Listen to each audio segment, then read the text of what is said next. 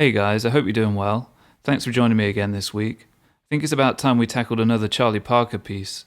It's a well-known tradition in jazz to learn a bunch of Charlie Parker heads, not only for the sake of being able to play the melodies to these things and know the changes, but also to learn a ton of good bebop vocabulary. Back in the summer, we took a deep dive into Billy's bounce. We learned the chords, we learned the lead, and we learned a little bit about how Charlie Parker might approach playing the blues. Today, we're going to tackle Ornithology. This piece was based on the changes for How High the Moon, another really well-known jazz standard that's worth checking out also. We're doing this in the key of G, just as Charlie Parker did.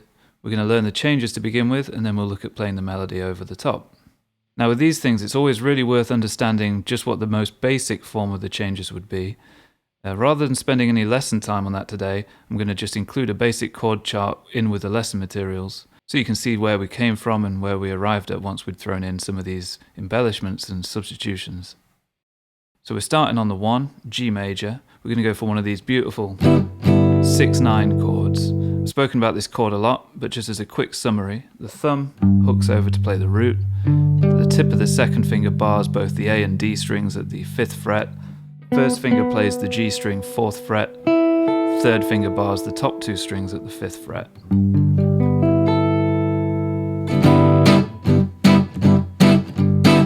It's one of those really classic gypsy jazz voicings, and it sounds great in this piece. We're going to do 2 bars of that. And then we're going to play a 2-5-1 in F. So we're going to go G minor 7, C9, alternate the bass, F6-9 for 2 bars. Now this F6-9 is the same kind of chord as we had for the G6-9. We could have moved that 2 frets down for our F6-9, but I've chosen to get as much variety in here as possible, and we're going to root it on the A string for this one. So there's our root, fret number 8 on the A string. First finger bars the D and G strings 7th fret, third finger bars the top 2 strings at the 8th fret. Then we play a 2-5-1 in E flat, so we're going to play an F minor 9, alternate the bass again, and then B flat 13, tritone sub, E9, resolving onto the E flat dominant 9.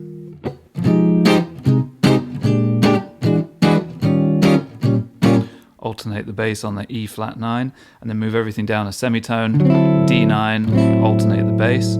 That's our actual 5 chord, and that's going to resolve back to our 1.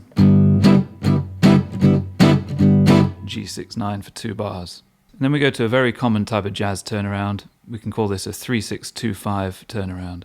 In the key of G, the 3 is B minor 7. We'll do 1 bar of that. Then the 6, we're going to make it dominant. We're going to play an E7 flat 9 and then alternate the bass, making this an E7 flat 9 over B, or a B diminished, however you want to look at it. That in itself would be a 2-5 in the key of A minor. And that's where we go next. We do a very similar thing, A minor 7, D7 flat 9, but then instead of simply alternating the bass, we swap the bass note a tritone down for the A flat. So we get a tritone sub, A flat 7. Notice how the notes on the D, G and B strings are unchanged. The fingers move around, but the notes don't change.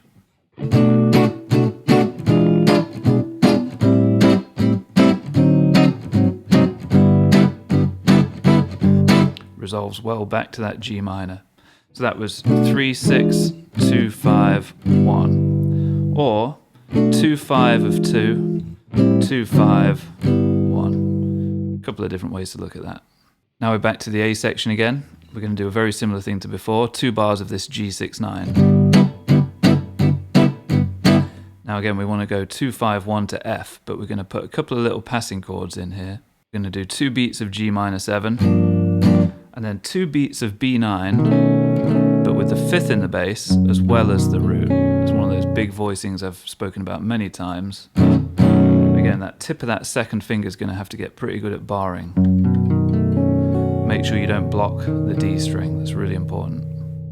That's G minor 7, B9, and then move that up a semitone to the C9. So we're going 2, passing chord to the 5, and then we go F6-9, a semitone higher, G flat 6-9, dropping onto the F6/9. So our passing chords are just a simple case of sidestepping from below before the 5, and then from above to get to the 1.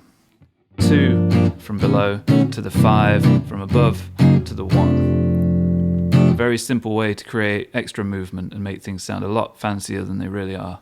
Now on this F chord we're going to do one of our typical run-ups using some 3-note voicings. So that's 2 beats of F6/9, then a C7 over G, A flat diminished, F over A.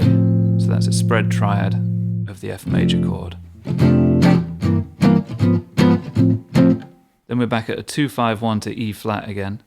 This time we're going to go F minor 7 off the A string, a passing chord B7 3-note voicing, a semitone above the B flat 7 3-note voicing.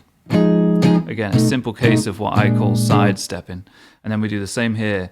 We're thinking of E flat 9 as our destination, so we're going to go a semitone above to E9 first. Very easy way, again, to generate movement.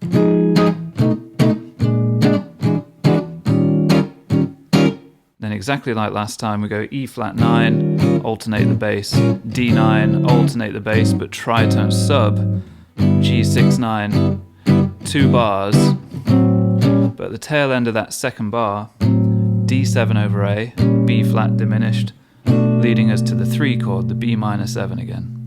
Now this time, rather than going 3, 6, 2, 5, 1, we're still taking that as our framework, but we're going to go 3 and then move it down a semitone, which is like a tritone sub of the 6, and then the 2, 5, 1. And that's it. Those are our changes. As always, you can get the lesson materials for this at the links in the description. You can get them via my Patreon, or you can just make a one-off purchase at the Gumroad link. Either way, it's your support that allows me to keep making these videos, and I really do appreciate it. If you do join the Patreon, you'll be part of a community that's over 300 people strong now, a lot of like-minded players, and there's a ton of bonus stuff on there, from transcriptions and exclusive lessons to weekly playlists and Q&As, and much more. Okay, so on to the head of the tune. It's always good to work out these saxophone parts for guitar because you'll end up in shapes that aren't necessarily typical of the guitar. One thing that I've learned over the years of transcribing different saxophone players to the guitar is that you'll often end up in less guitaristic and less common caged shapes, like the D shape in this case. Picture a single octave G major scale within our D shape, so starting at the 5th fret of the D string, and then backfill below the root. And that's really the zone we're going to be calling home for the most part today. Now, first of all, I'm going to teach these phrases pretty straight without any of the embellishments, and then we'll take a second pass and I'll show you how to add some of those ornamentations. So here's our first phrase. So starting on the 5th, then going to our root and climbing the G major scale from there until we get up to that 5th again. Go back to the 3rd, retrace your steps, back to the 3rd again, resolve to the root. So of course that works really well over those 2 bars of G. Now we're on to the 2-5 in F, so G minor 7 to C7, and he does this. So again, that started on the 5th, and then the root of your G minor chord, but this time we climb the scale with a flattened 3rd, making it a G minor scale of sorts. Then crucially here, there's an F natural note, as opposed to the F sharp that we'd be using if we were still in the G major scale. This is where having a basic understanding of theory and harmony is absolutely essential. Otherwise, you're going to be playing with a real lack of awareness. Think of it this way: if we can distinguish what the tonal center of any phrase would be, for example here we know that this is 2-5-1 in F, therefore the tonal center would be F major, the F major scale would be the parent scale. If we're playing that scale over at the 2 and the 5, you can think of it as G Dorian or C Mixolydian, but it's not really essential. You just want to know for sure that your parent scale is the F major scale there. So here's the phrase that we're going to play. Notice how we finish on the flat 7 of the C7 there, really outlining the changes. Now we resolve to the F with a very kind of typical swing blues kind of phrase. Think of an F major triad. part of the C shape here, adding the sixth either side, and then a bit of an enclosure around the major third, a very common thing in blues as well.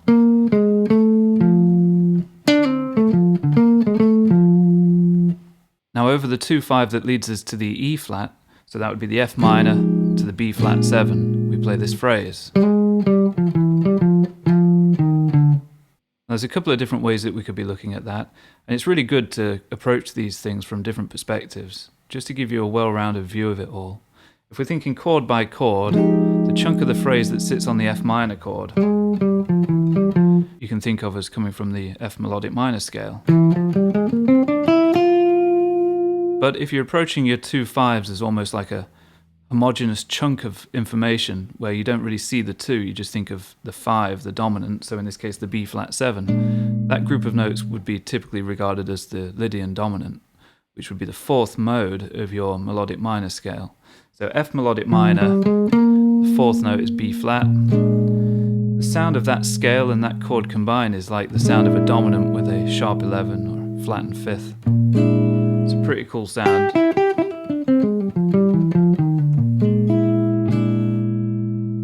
I wouldn't really say that I think about the modes too often, but I think it's important to have some kind of label for a certain tonality. And a tonality that's as unique and exotic as that, it's good to have a label for it and be thinking Lydian dominant. Doesn't hurt to give it a name. Or you can just simply be thinking notes that sound good over a B flat dominant altered chord. You know, the notes from the arpeggio itself, of course, the B flat 7, plus the sharp 11. So I'll leave you to think about that one. Let's crack on and go back to the phrase. So we play this, and then we revert back to a more standard dominant scale kind of sound, B flat mixolydian. I said I wasn't really a modal thinker, but there I am again saying a modal name. But again, there isn't really much else you can call these things sometimes. We don't want to get too abstract with it. You just got to give it a label, something that you can remember it by. I mean, it's one thing to hear these sounds, and I think my ears are quite good at understanding them on a sensory level, but then it is quite important to have a name for them as well. For me as a teacher, of course, it's essential. It's a way of communicating without sounding all wishy-washy and vague about everything. I really forced myself to learn this stuff in order to be able to teach properly. Anyway, I'm rambling. Let's go back to the playing. Now over the E flat dominant to the D7, we play a very similar thing. Everything moves down a string set closer to the floor. So we're going up a 4th. Almost the same phrase, right? You've got that Lydian dominant sound over the E flat 9, sort of implying E flat 9 with a sharp 11. Then when it moves down to the D7, we track that and play the same 3 intervals we did at the end of the B flat 7, the 5th, the 4th and the 3rd of the D7, or D mixolydian if you're thinking modally.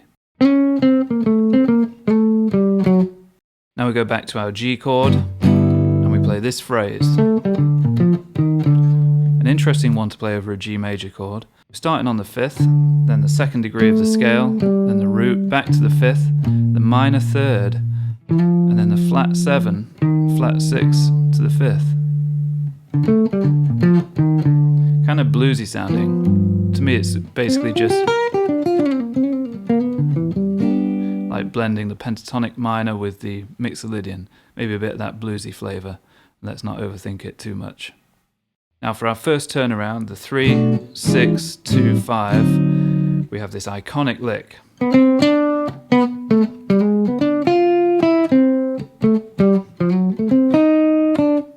Pretty cool.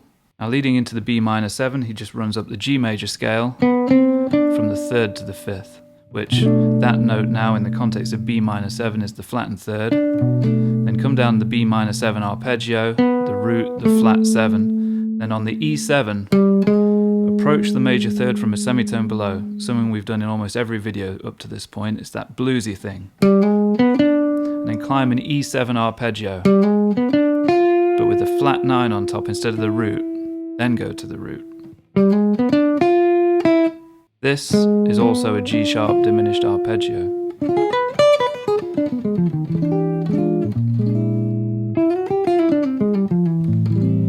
If you've not seen my video on diminished, do check it out. I go into a lot of detail on how that can be seen as a dominant with a flat 9.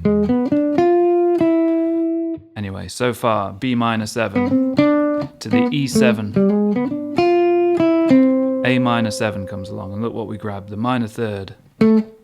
Walk down the root and the flat 7. So again, just like we did on the B minor 7. And then same kind of thing we did on the E7, but on the D7. Thinking of a D7 flat 9 arpeggio, which is the same as F sharp diminished. Then grab the root there for the D. And then the resolution back to the 1, the G major, comes courtesy of going back and starting another A section at this point. Same again.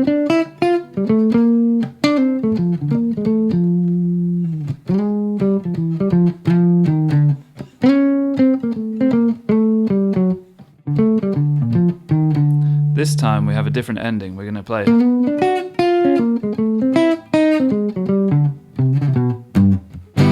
where again we're just following those changes. That second turnaround, B minor 7, B flat minor 7, A minor 7, D7, back to G. We take a simple B minor triad with a little enclosure on the front, and then drop it a semitone, follow the changes, B flat minor, drop it a semitone again and climb, A minor, drop it a semitone again but make it major, which if we're thinking a D7, this is like the tritone sub triad. You know, the D7 tritone would be A flat, here's an A flat major triad, and resolve down to G major triad. So in terms of just mapping out our triads there, you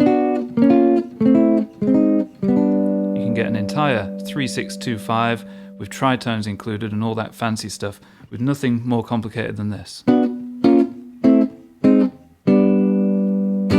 Pretty liberating. Now to resolve that, we're just going either side of the G target note, and then to the 5th, and then very common kind of bluesy ending. Got a bit of Django about it.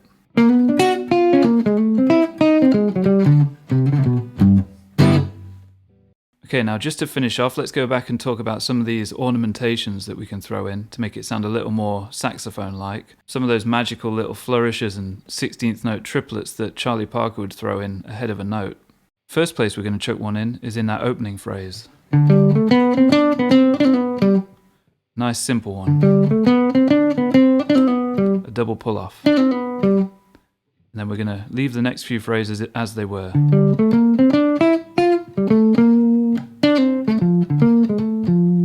Maybe chuck another one in here. And here. Those can be tricky at high speeds. Again, it's like a trill. Hammer, pull, hammer from 5 to 6 and back. And then repeat the same here.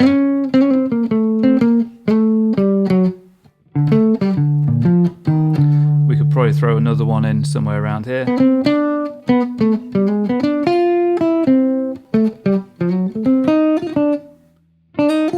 So that would be the flat 9, sharp 9, pull off to the flat 9, and then play the root. Then we're back. And back as we were.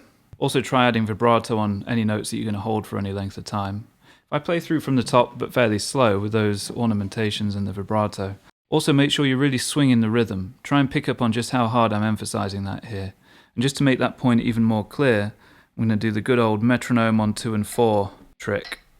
130 BPM, metronome on 2 and 4. 1, 2, 1, 2, 3, 4.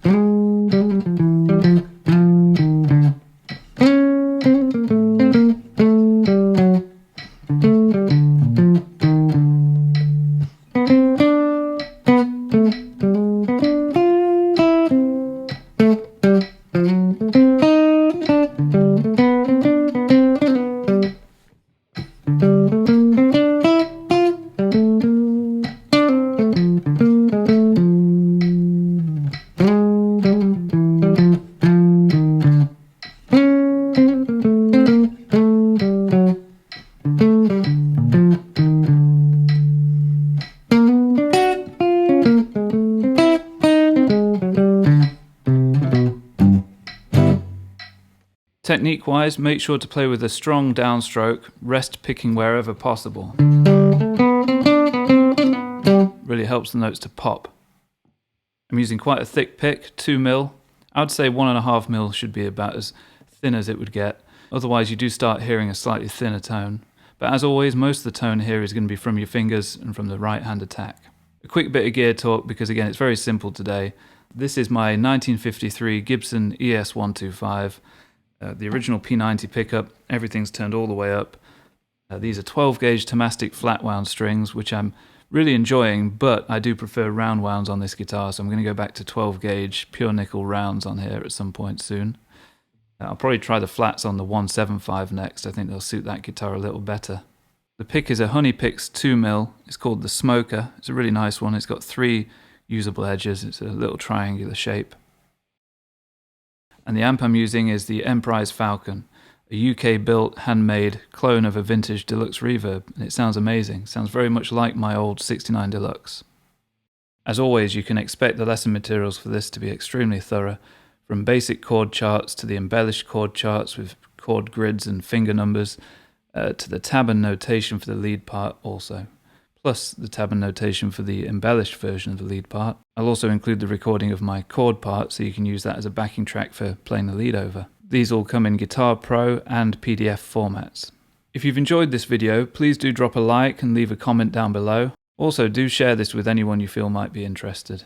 So I really hope that you guys are inspired by Charlie Parker as I am. I'd recommend really listening to him a lot and learning as many of his heads and solos as possible. Okay guys, so I'll see you at the same time and the same place next week. Right, take care.